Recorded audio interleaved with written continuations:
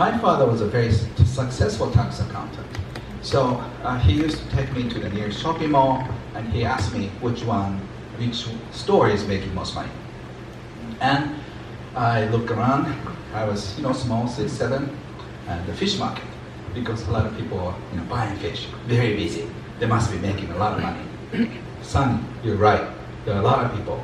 But look at the store, one next to the fish market. There's this futon mattress store, and then there's about few people there, but not many people are just buying. And then he said, if you make a sales of 1 or 2 mattresses, you can live on the income for a week. The whole family can live off of the income. And look at the store right next. There's a real estate agent. If you can sell a house, your family can live for a few months. So, the business is interesting, because if you're too busy with the low sales frequency, you cannot make much money. But you cannot make a sale of a house every day. So, which business do you want to be in? It's very stimulating for a 7-year-old, but I've been learning those things since I was 6 or 7. So my father used to take clients to our home on weekends for my education. So when my father's clients came in, they talk about some issues, and I was asked to sit down with them. So I was a person who just bring the tea to my father's client.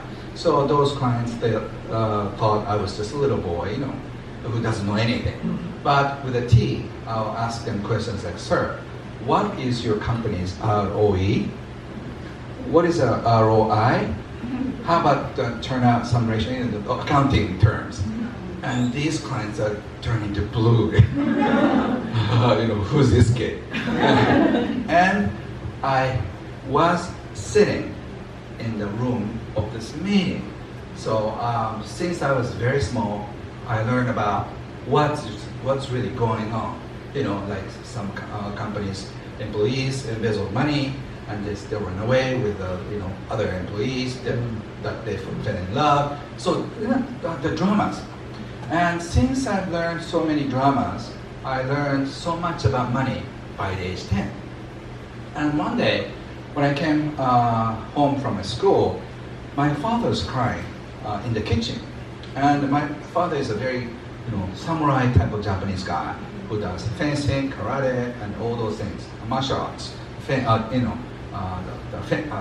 archeries, Japanese archeries. I thought he's going to become a samurai, Who need archery and karate and everything? But he's a very macho guy. But here he is, he's crying like a baby. And I was so shocked, because at the time, I thought guys cannot cry. I don't know about in Australia, but Japanese guys don't cry.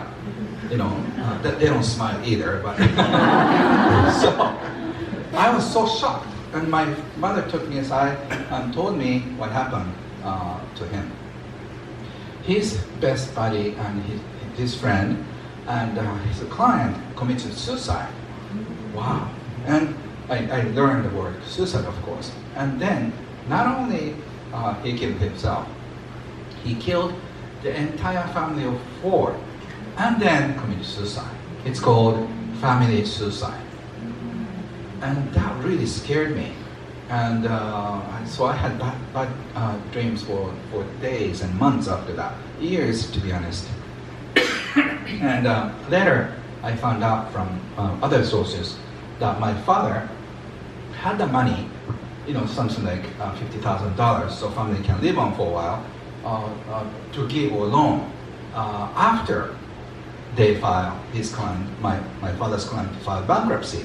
Because if you give the money before bankruptcy, all the money goes to the loan sharks, not to the family. But my father is such a Japanese guy who didn't say that, right? He's like, silence is gold type of thing. And so my father's client, who was best friend, but he got depressed because, he just gave up hope because his best friend didn't loan any money. So that's why he killed the entire family and then killed himself. It was on the newspaper. And my father got into a depression, severe one, and became an alcoholic and very abusive. So my childhood memory was very sweet and fun up to 10, 11. And after that, very sad, very gray. So my elder sister had a lot of happy memories. My younger brother, he doesn't have none. So I'm sort of in the middle.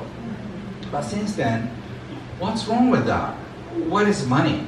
So that is the start of my quest about money. And also, unless you're careful with money, this money monster comes into your house and then kill entire family. So at the age 10, I would be financially free and make sure my family is safe. And then 10 years later, when I was 20, I made up my mind by the age 30, I'd be financially independent. And then I'll protect my family, which I did. At the age 29, I had enough money so I could retire for my baby girl. And at the time I thought for a few months, but after having a few months off, I don't know if you have, maybe during the COVID, I started to think very slowly. And I started to speak very slowly. So my friends started to worry about me. Ken, I think your talking speed is 1/3 of what it was. And I said, really? And I thought of having a break for just 1 week, but it got extended to 3 weeks, and 3 months, and a year, and 2 years, and I ended up doing nothing for 4 years.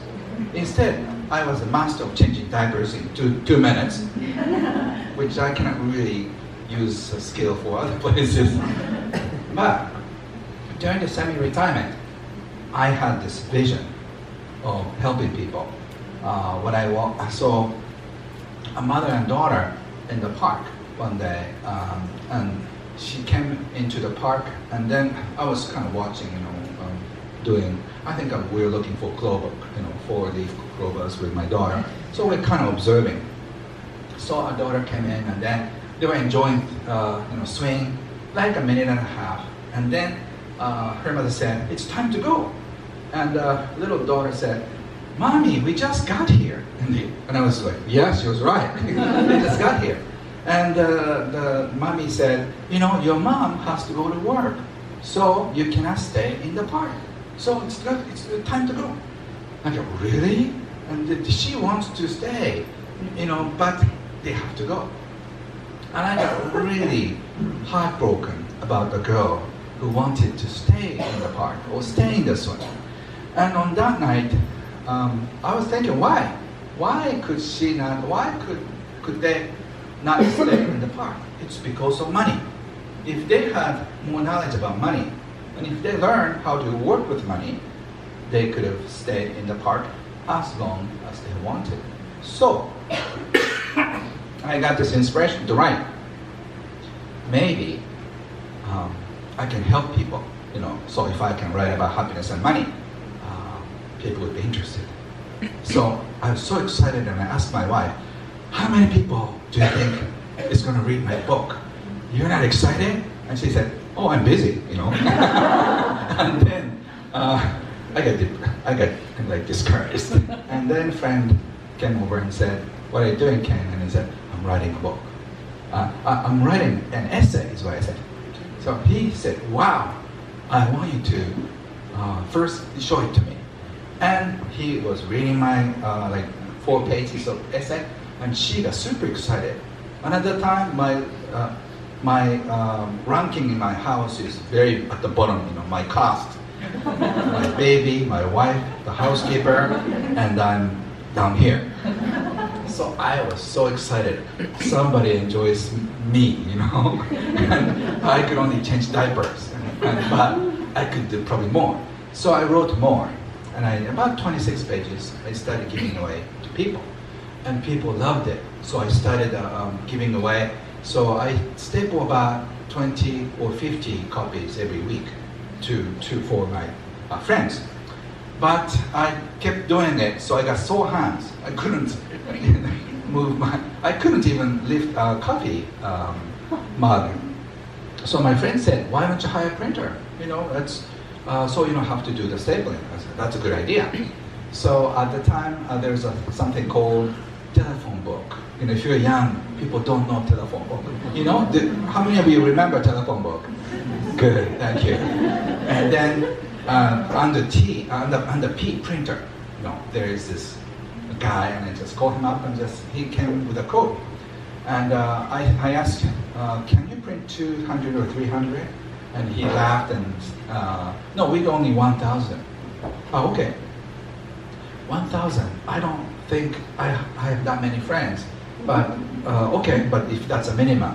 And he said, yes, but look at this. He had another sheet of paper. He literally changed my life, my destiny. Because he said, if you print 3,000, it's much cheaper, you know? And it was like $6 per copy if you print 1,000. And then if you print 3,000, it's like $2 or $3.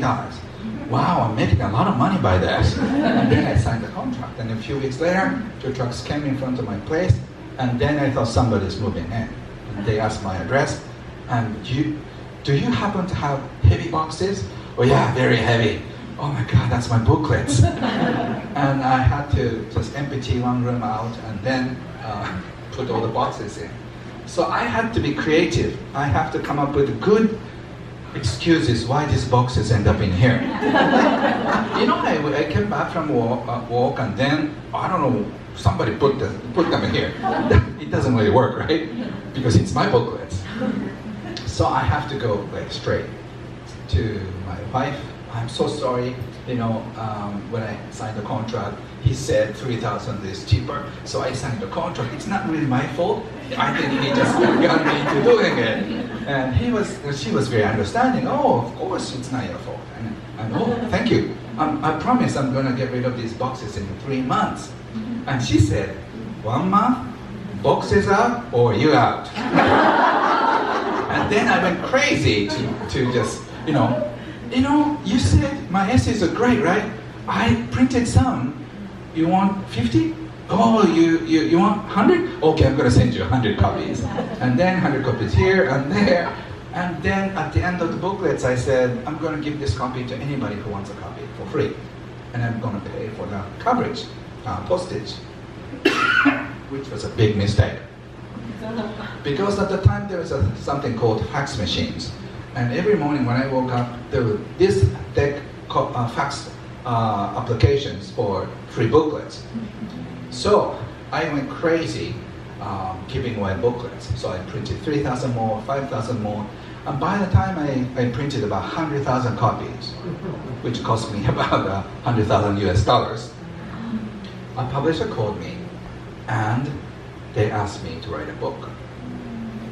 Isn't that exciting? But I was not excited because I thought I wrote everything in there. So no, I cannot write a book because I wrote everything in here. I cannot squeeze out everything, you know. And that's all I got. And the publisher said, but Ken, you're not doing anything at home, right? What do you do? You're so right. And he said, if you sit in front of a computer, something will come up. Something will come up. So sit there for an hour. Really? And I sat down. Nothing seemed to come up. But after that, I got this energy, you know, high. And then I started writing. That's about 20 years ago. And this year is marking a 20th anniversary of my book debut.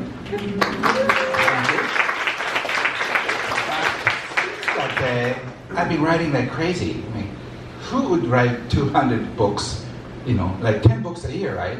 Which is crazy. But that is the only healthy addiction I could think of. I didn't want to go into alcohol or any abusive thing, but I thought maybe if I'm book writing, my energy will be released. So my wife is teasing me because in my sleep, I'm moving my fingers. So this is,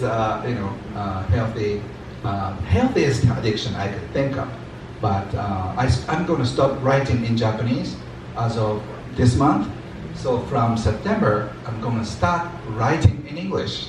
So more books will come out in English, like crazy. So that's how I became an author. Next. And what is happy money? This is today's theme. Hi, next. Money that makes you happy makes others happy too. Money that makes you happy and others happy. So it's not only others, please include you yourself. A lot of people who are very generous forget about including you. Next, please. An example of happy money. Donations or charity. Next. Money that is gifted. Income from happy clients. Money paid with gratitude. Investments into society. You understand these things, right? So next one. Examples of unhappy money. Income from working 8. Taxes you feel forced to pay. In Australia, it's pretty high. And they're not doing so much, you know. They seem to like fining people, you know. I'm just hearing all the horrible stories that when you grab a, iPhone, you get fined $1,000. Yeah, wow. Next one. Money paid with anxiety. If you're paid money with anxiety, that's unhappy money. Or settlements paid unhappily. So if you've been divorced and if you're paying or if you're receiving money from your ex-partner, that's not happy money. 5, money gotten by cheating. The same thing, you know, if you don't do the right business, all the money you receive makes you feel funny. Next. So before going to it, I'm going to share a short story about how I got this idea of happy money. One time, I think it was Nagoya, at the party, a woman approached me and she wanted to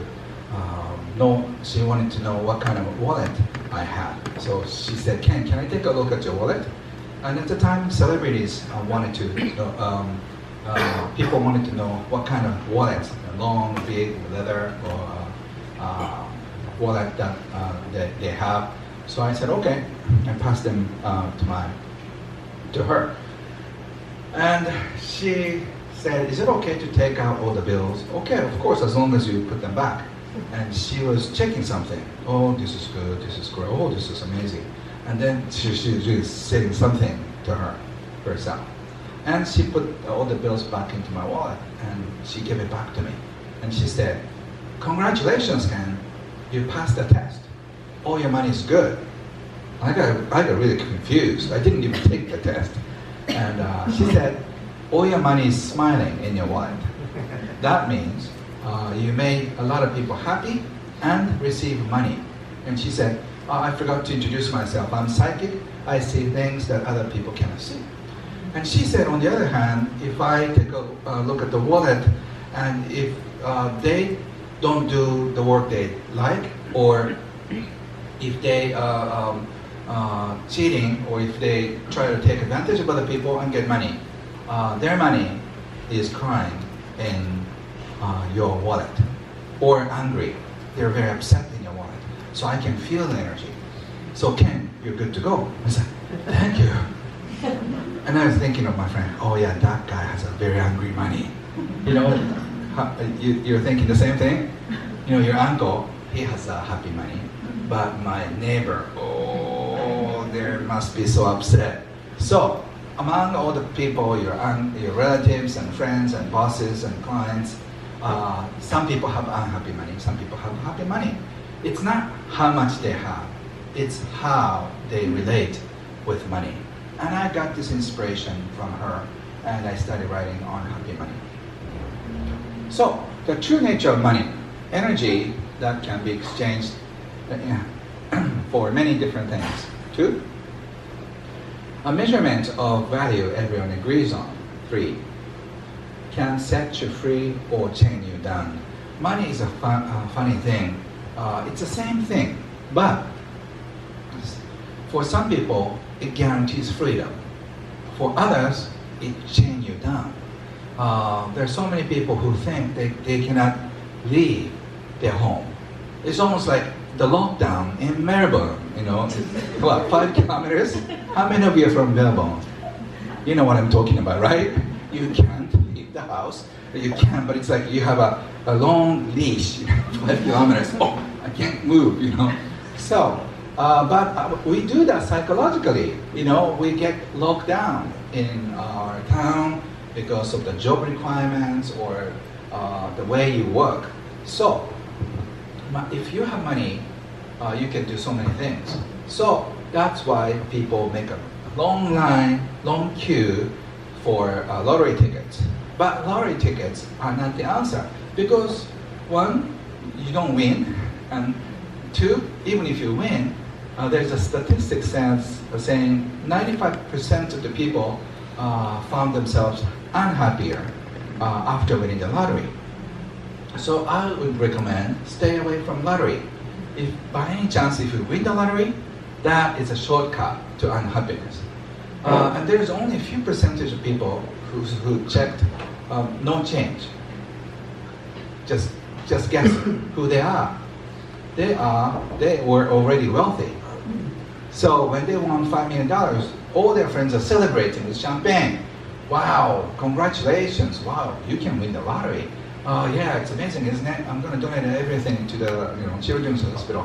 Whoa, good for you. That kind of conversation, right?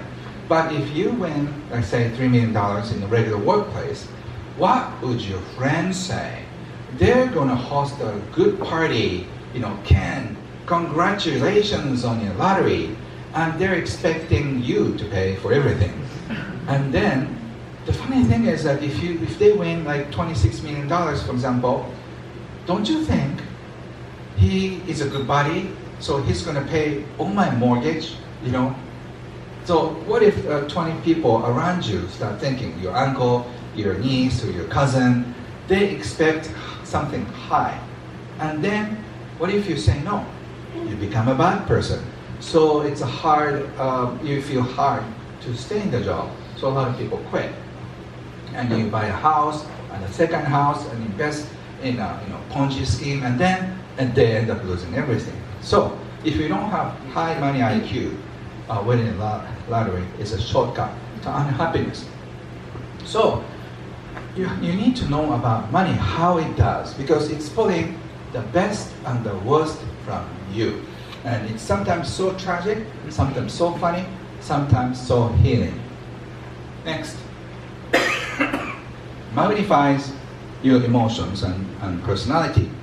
If you're a good person, if you get more money, you become super good person.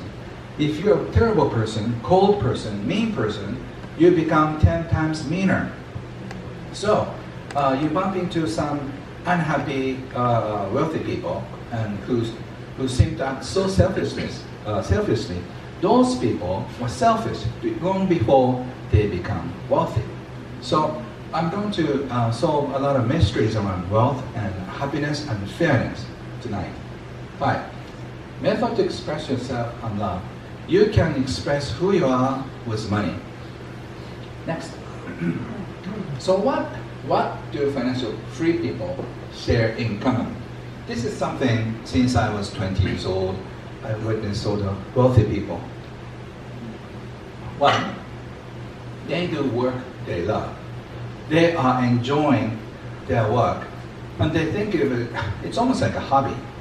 2, they use their time freely. If they feel like working, they do. If they work like playing, they play. 3, they are surrounded by people. They surround themselves with good people, the people they love, and the people and the things you love. Blessed with great relationships. They usually have the best relationships. So, one time in my 20s, I became a student of a very wealthy man. And I asked his secretary, and I asked her for insider information, what he likes and all that. She said, I don't know. Why? Because I've been working for him for only like 3 weeks. His last secretary left, so I just, I'm very new. So I grabbed a few people around them, and everybody's new. Do you know what it means? Nobody can stay with him. So if I became a student, when I became a student to a mentor like that, I realized that he was so confused about relationships. So he had like 5 mistresses and a lot of children, and his life is such a mess. And so I ran away from him after I found out about everything about him. So unless you have a solid base of relationships that are based on trust and friendship, so look at somebody's company. If the company has very new employees all the time, it's not a healthy and a long-standing relationship. So even if you have no money, if you have good relationships, your life is blessed.